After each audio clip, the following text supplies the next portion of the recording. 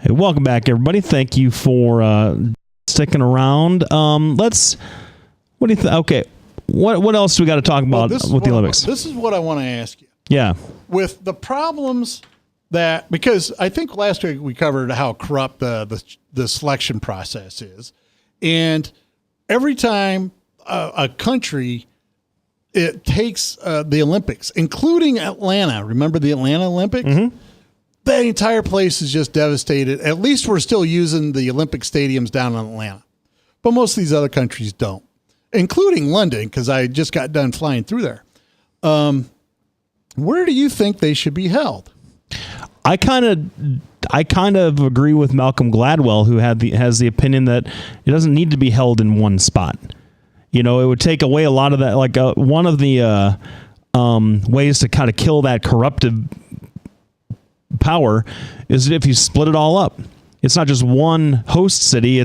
You have a bunch of different cities around the world in different areas where no one's really getting an advantage over anybody else, and more suited to the particular a collection of sports. Like you could have, the indoor stuff, you almost don't. It doesn't matter where it goes, but you could have the runners running in a cooler area, the soccer players playing in a cooler environment, still, in the summer, but you could have the and the indoor stuff and more hotter, and you could just kind of spread it out across the world, and so you could just go around and repeat the venues.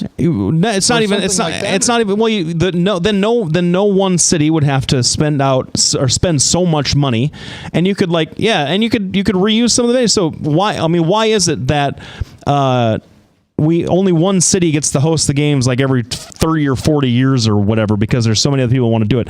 That doesn't make any sense. The United States doesn't always have to do it, but if you're going to have, let's say, basketball most associated with the United States is in the United States, or like France, like where the countries where it's a big deal, U.S., France, the Czech Republic, areas like that, or other, different areas around the world, and you had, I don't know,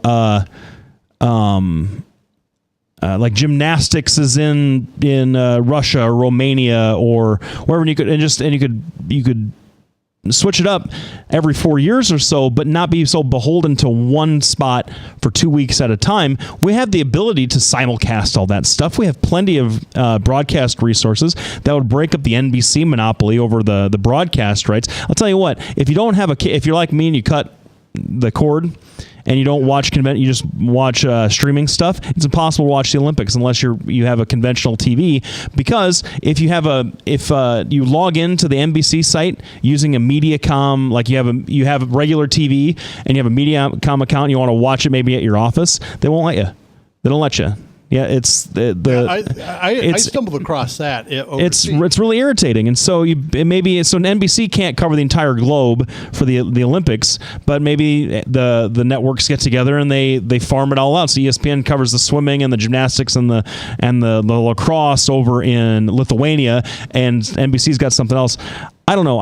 That would be one way. That'd be an interesting way to address some of the problems. Well, that's an interesting idea. I really never thought that through. What would you think? Not my idea, by the way. I heard Malcolm Gladwell talking about it. All right, good. What would you think of just having the Olympics in Greece? Right? Just that's where they started. Create all the venues right there that you need and be done with it. Just be done with it. Well, the thing with that is because you'd have to. I think that's another idea too. I don't know that Greece wants to put up with it every 4 years. Although, wouldn't they be? It was a big deal when Athens got it, and that was really cool to see. But I don't think that Greece can handle it. Maybe they can. I don't know. Yeah, but it was there because part of the problem is now you have to get ready. You really don't know what what do you get? 4 years, 6 years to prepare for it. You have to build these giant stadiums. What in the world? Why don't you just build something in one spot? That's where you have it. The Winter Olympics could be, it makes sense. Have it in Russia, in Archangel. Mm-hmm. Have it in Alaska. That makes sense, right? Build your venues, build it all up, and then you can reuse that. But I think we lost our TriCaster. But the part of the problem is, London was to the last minute on this, getting things ready. London, the financial capital of the world. So what is Rio going to be able to do? That's why they're in such sad shape now. When they got the games, they were riding high as the thing. Remember? Yeah, but they couldn't do anything. They didn't have the money. The oil. No, they had the money, and then the oil market dried tanked. up. Yeah, and you got to giggle when you're watching kayakers hit a sofa. That was really giggle worthy. That's on YouTube. It was weird. Yeah, and you're looking at this, and you have athletes getting sick halfway through the Olympics. You have people leaving the Olympic Village to live in hotels, and it's just ridiculous. And I don't understand why we don't. What do you think? I think it ought to be in one spot or maybe two spots, and they just alternate back and forth on side of the world. I think. To do that, you have to divest some of the national kind of like hosting pride or whatever. But I think you can do that with the World Cup too. So, yeah. Okay. So, what are we going to talk about next? Donald Trump? Want to talk about Trump, or are you done with him and you want to talk about Hillary? Hey, whatever you want to do. Well, let's go with Trump. There's we got a couple minutes, so we'll finish up this segment, and then we'll go to go with Donald Trump next segment too. Donald Trump goes up and down, up and down, up and down, depending on whatever poll you read. Today, the polls were he's within the margin of error of Hillary Clinton. Which polls? Can't recall off the top of my head. Because nationally, he's down like 7.5. And that was my point. A couple of days ago, he's way down. He was down. Two of the polls I saw on Sunday, he was down by double digits. So you really don't know. Part of the problem is he will say something that, like me, I'm kind of an expert in foreign affairs. So he starts talking about NATO and how they, will come to their rescue if they're following what they're supposed to agree to. To me, I'm like, yeah, I would agree with that. That's what we should be holding them to. But the firestorm is he's not going to support NATO. Well, part of the problem is NATO has obligations that they have to follow through on. There's several countries that haven't. And I think that was the point he made. But that's not the point he made at all. He said that the folks that pay up, he'll be there. If they get attacked, he'll be there for. The folks that don't, he won't. And that's not how alliances work. Well, and that's what he said. And I agree, but the alliances also work when you follow through on the rest of the agreements. I mean, the alliance just isn't military.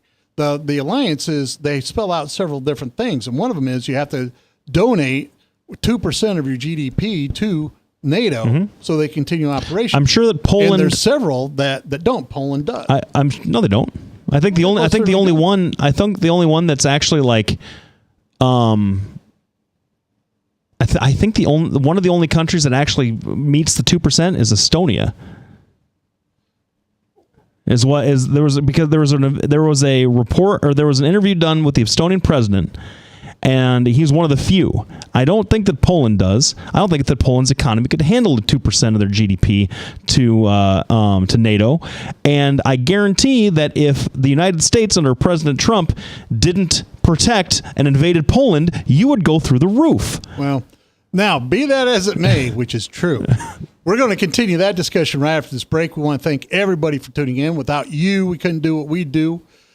We want to thank all of our sponsors. Des Moines Anesthesia, 515-574-6442. Halo Capital at DesMoinesInterestrates.com. Labinas Law Firm at LaBinasLawFirm.com, and Bertrose and Associates. Thanks, everybody, for tuning in. We'll be back to carry on the conversation with Trump and whether you can believe what he says or not.